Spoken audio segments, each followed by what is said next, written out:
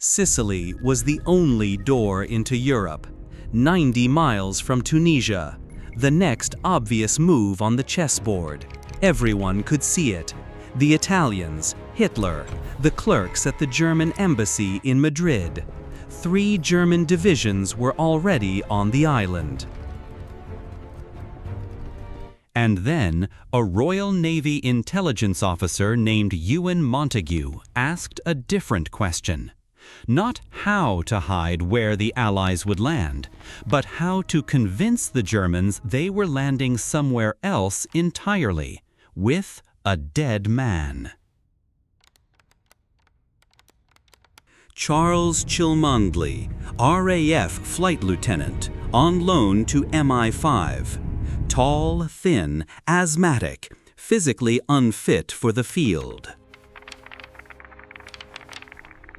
Across the Channel, the Germans were not guessing. Their planners had reached the same conclusion. After North Africa, Sicily was the only logical step. The island was lightly held. 3 German divisions, the rest Italian troops who would not hold. The hunt for that evidence ran through one country, Spain. Officially neutral, in practice full of German intelligence officers working openly under Franco's regime since 1939. Huelva, a small port on Spain's southwestern coast. Sardine boats. The currents off Huelva ran toward the shore, not away from it.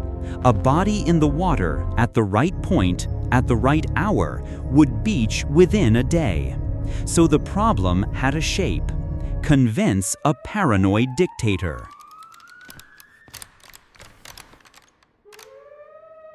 First, they needed a body, not any body, a specific kind, male, mid-30s, recently dead, no family to come asking.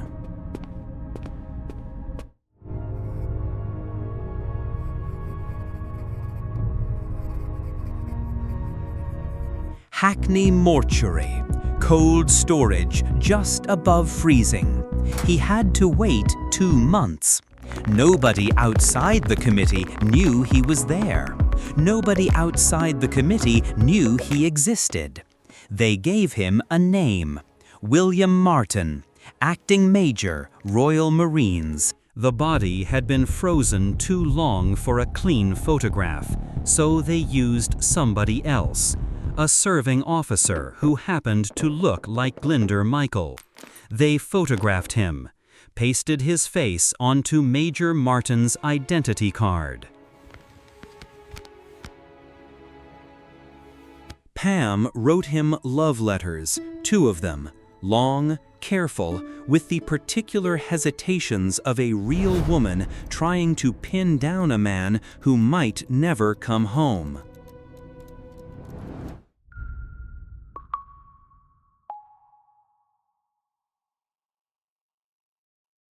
And then they aged everything. The letters got folded and unfolded a dozen times.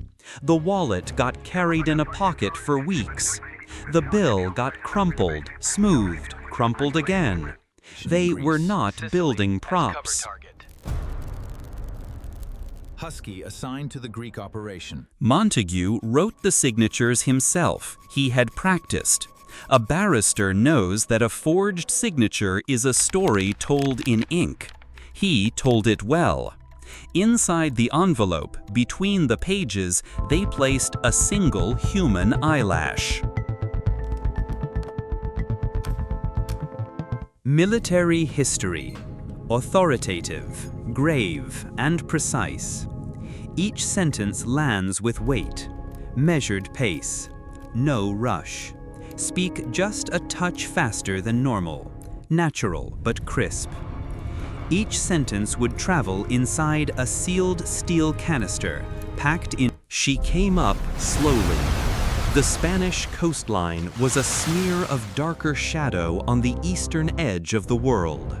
Wind from the west, 2 knots, sea state calm. conditions the planners had been praying for since February.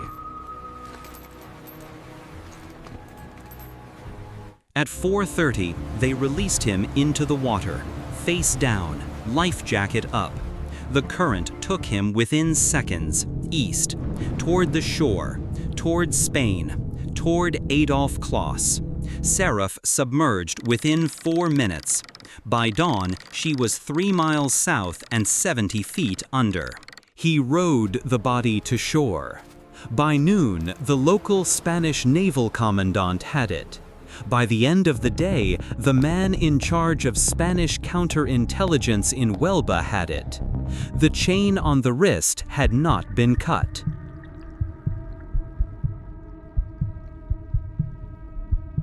The envelopes were waxed shut. Clauss's men softened the seals with candle steam, lifted them whole, photographed every page front and back, then pressed the wax back into place.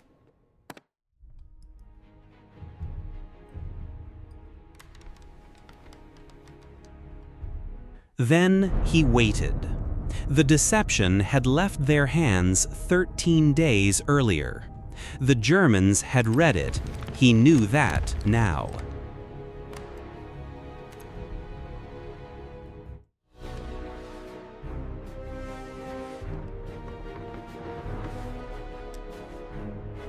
He wrote his assessment that evening. His conclusion was unambiguous.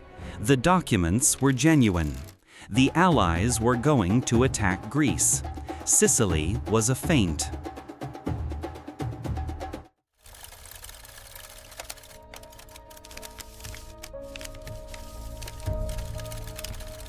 The decrypt arrived on Montagu's desk by courier. He read it standing up. The Germans were quoting his forged letters back to themselves. His own sentences, his own forged signatures were now German intelligence. They had read it.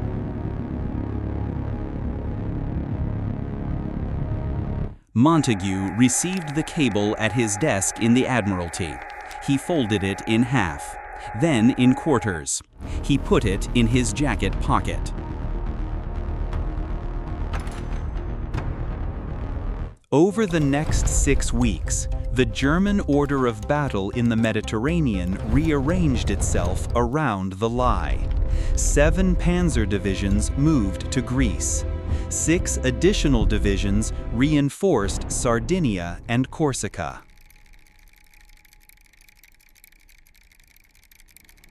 "4:30 in the morning, the 10th of July, 1943. The same hour, on the same Mediterranean where HMS Seraph had surfaced 71 days earlier. 160,000 Allied troops were already in the water. Allied planners had budgeted 90 days to take Sicily. They took it in 38. Patton drove west and north. Montgomery climbed the eastern slope of Etna. By the 17th of August, the campaign was over.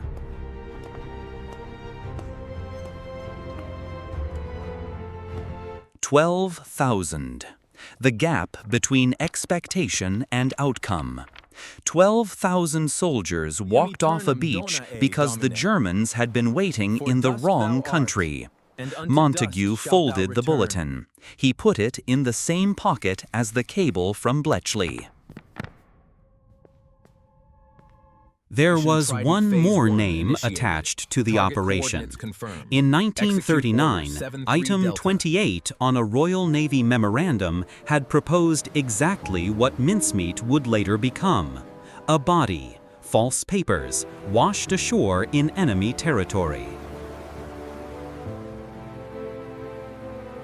The Allies had asked the question no army had asked seriously. Not how to hide where they were going, but how to convince an enemy where they were not. The answer had been a chain on a wrist, a canister of dry ice, a man no one had ever claimed. Sicily was the door. Italy followed within weeks. Mussolini was deposed before the Sicily campaign was over. The deception that began with a body in a London morgue opened the southern front of the war.